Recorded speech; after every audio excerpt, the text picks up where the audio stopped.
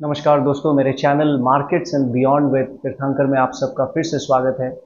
पिछले वीडियो में हमने देखा था कि लमसम और एसआईपी क्या होते हैं। हमने उसके एडवांटेजेस के बारे में जानने की कोशिश की थी। आज के वीडियो में हम डिस्कस करेंगे म्यूचुअल फंड के कुछ लिमिटेशंस। तो जब एक छोटा निवेशक कोई एक म्यूचुअल फंड खरीदने जाता है तो वो सबसे पहले देखता है कि उसका पास्ट परफॉर्मेंस कैसा है। और इन्वेस्टिंग वर्ल्ड में आप ये एकदम अच्छे से ध्यान से इसको समझ लीजिए कि past performance is not a guarantee of future returns. अब इसको जानने की कोशिश करते हैं। जब कोई भी एक म्यूचुअल फंड अच्छा परफॉर्म कर रहा होता है तो वो लाइमलाइट में आता है, तो वो और निवेशकों को अपने तरफ आकर्षित करता है। इसका मतलब क्या कि जब बाजार ऊपर ऊपर जा रहा है तो वो फंड भी अच्छा परफॉर्म कर रहा है, तो ज़्यादा इन्वेस्टर्स उसके प्रति आकर्षित होते हैं, तो वो और पैसा डालते हैं। तो क्या होता है कि ऊंचे भाव पे ही उस म्यूचुअल फंड को नया जो यूनिट्स है वो एलोकेट होगा, ऊंचे भाव में ही उस शेयर को खरीदना पड़ेगा। तो इसलिए क्या होता है कि धीरे धीरे धीरे धीरे ऊंचे भाव पे जितना इन्वेस्टर का पैसा आते जाता है, उस फंड का जो परफॉर्मेंस है वो नीचे की ओर आता है।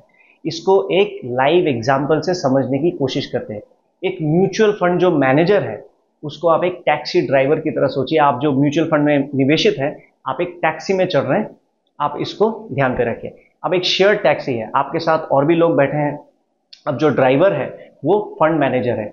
अब जब आप बैठे थे तो वो ज़्यादा स्पीड दे सकता था। अब जैसे जैसे लोग आते गए तो वो टैक्सी का जो वेट है वो बढ़ता गया, तो वो स्पीड नहीं दे पाएगा क्योंकि उसका वजन ज़्यादा हो गया है। ठीक उसी प्रकार से एक फंड में जब ज़्यादा लोग आ जाते हैं तो उस फंड का जो स्पीड है, स्पीड ऑफ परफॉर्मेंस, वो धीरे धीरे नीचे की ओर आ जाता है। क्योंकि एक लेवल के बाद जब एक फंड का साइज बहुत ज़्यादा बड़ा हो जाता है तो फंड मैनेजर उस तरीके से परफॉर्मेंस नहीं ला पाते हैं, क्योंकि इतना फंड का जो साइज है वो बहुत ज़्यादा बड़ा हो जाता है। इसको एक और एग्जाम्पल से समझने की कोशिश करते हैं। अब लेट्स से हम लिमिटेशन के बारे में डिस्कस कर रहे हैं। तो लेट्स से आप, जो मैंने क्या बोला, फंड मैनेजर को आप टैक्सी ड्राइवर के हिसाब से सोचिए। अब टैक्सी ड्राइवर को आप, जब भी आपको जहां उतरना है आप उतर सकते हैं, तो टैक्सी ड्राइवर तो आपको नहीं रोकेगा ना। जहां जिस पैसेंजर को चढ़ना है वो चढ़ सकता है, टैक्सी ड्राइवर तो उसे नहीं रोकेगा। ठीक उसी प्रकार से म्यूचुअल फंड में भी म्यूचुअल फंड का जो मैनेजर है वो किसी को रोक नहीं सकता कि आप म्यूचुअल फंड आके ना खरीदे, क्योंकि जितने लोग आते रहेंगे उसका साइज बड़ा होते रहेगा, तो उसका परफॉर्मेंस धीरे धीरे नीचे की ओर आएगा।